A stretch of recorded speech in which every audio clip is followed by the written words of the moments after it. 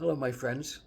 So, today we are doing a reading for those people born between February 8th and February 14th.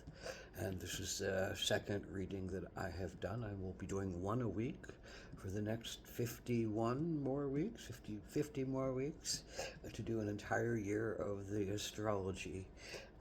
So, today I'm using five different decks. So, the first card is going to be what is the mission this week? What is the issue this month? I'm sorry, to go through. This is a month-long reading. So the card that comes up is the stone. So the stone asks you to, like a stone, bear witness. Like a stone, understand that all the elements go toward creating you, toward making you what you are, toward rounding off your hard edges, toward compressing you into your diamond, toward finding your way to understand that there's a much bigger picture than you may be allowing in your limited scope of understanding, in your limited sphere of influence, and that the stone is one that you can look toward to ask for assistance, to ask for memory, to ask for ancestral understanding, and to ask for the ability to thrive, to be, to just bear witness with what is going on, understanding there's a much bigger picture to all of this. So the stone. So the challenge in accepting what is going on and bearing witness and trusting in a flow of something bigger is the Nine of Pentacles. So for this month coming up, the challenge will be for you to accept that you have done a very good job of creating your physical reality, creating your prosperity, creating all the things and doing all the things that really matter to you. The pentacles are doers, are creators, are workers with the earth, are workers with the self. Maybe they're healers, maybe they're gardeners, maybe they're growers, maybe you're somebody who's just very profound on a lot of different levels of physical creation and activity and getting above, learning a trade, learning your trades, learning your many trades, learning your many capabilities and abilities. So the challenge is going to be that you can take a little break, that you can take a little celebration, that you can let yourself relax right now, that you don't have to push to create the next level of things. Be aware, but you don't have to push. You can give yourself a break. You can give yourself a pat on the back. So the challenge is going to be to give yourself a pat on the back. The challenge will be for you to give yourself some time of celebration, of letting go, of push, push, push, push, push, that the pentacles can often do. Often because they love the work. You love the work, but you don't have to completely dive into the work right now. You can look back and honor. You can look within and celebrate. You can look forward and build, but out of a place of quiet and acceptance and celebration at the same time. Quiet and celebration. Okay.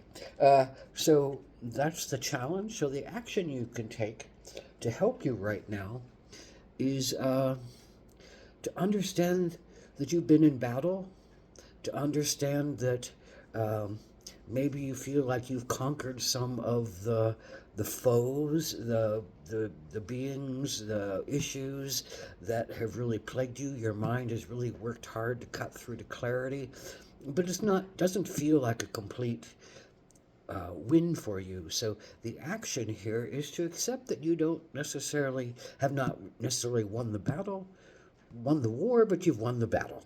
And right now you can look with some sadness, because the Five of Swords is often about sadness and not completing what you wanted to complete, but doing a really good job of it.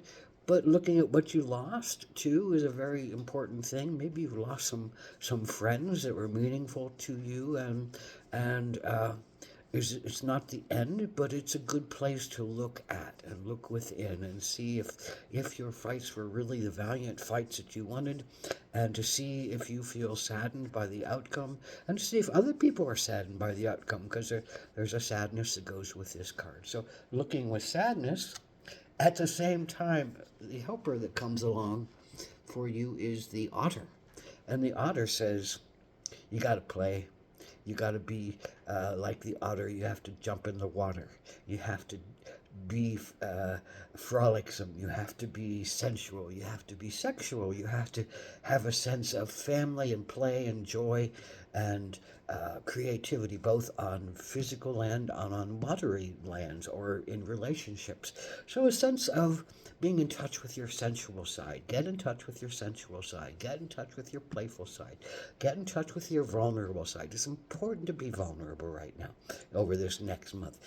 It's important to feel a little spark and spunky and not let things weigh you down, because that other card of action, that Five of Swords, can weigh you down if you let it. So don't let your sadness of not completion, your sadness of loss, stop you. You need to play, and maybe playfulness and vulnerability is the way to come back into balance around losing people, losing friends, losing situations that might have been good for you, but on some level you fought for them, you fought with them, you fought to gain some understanding of them, but it's not complete yet. So keep going. So the outcome card for all of this, if you do this energy and be the playful otter and look with some peace and some satisfaction of what you've done, and look at the sadness that's also created, is the fate card, the Wheel of Fortune. There's something bigger here coming for you. There's something really important coming down the road. And so we're going to pull one more, and it's around your mind, and it's around choosing a new thing to really think about, to study, and a new thing to really go after.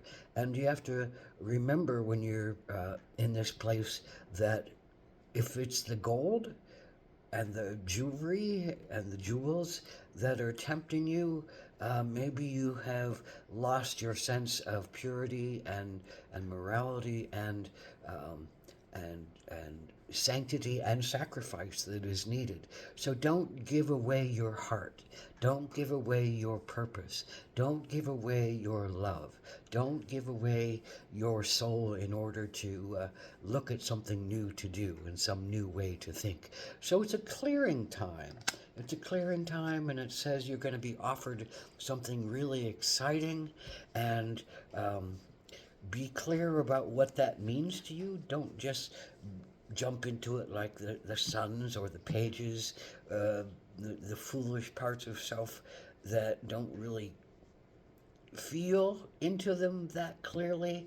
Don't really, the mind might be too strong, so don't let the mind take you over. Let your heart be part of the decision making, and let your soul be part of the decision making, and don't jump beyond all the beautiful things that you've created in your life and that you're building and thriving on right now. Because there's a sense of thriving right now, but you have to recognize it. And there's a sense of being very prosperous. And you have to recognize it. You have to give yourself credit for it. And you have to understand that you are the one that created this amazing place within you. And the stone says, this is just part of being human. This is part of bearing witness. This is part of becoming the diamond over time, over time, over time, over life, over life, over life.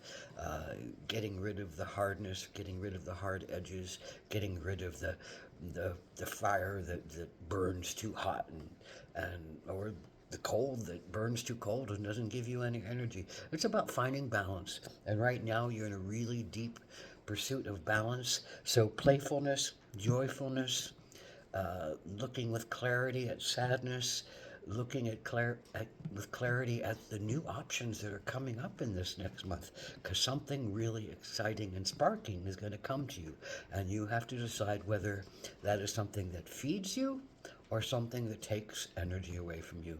So blessed be. Have a beautiful day.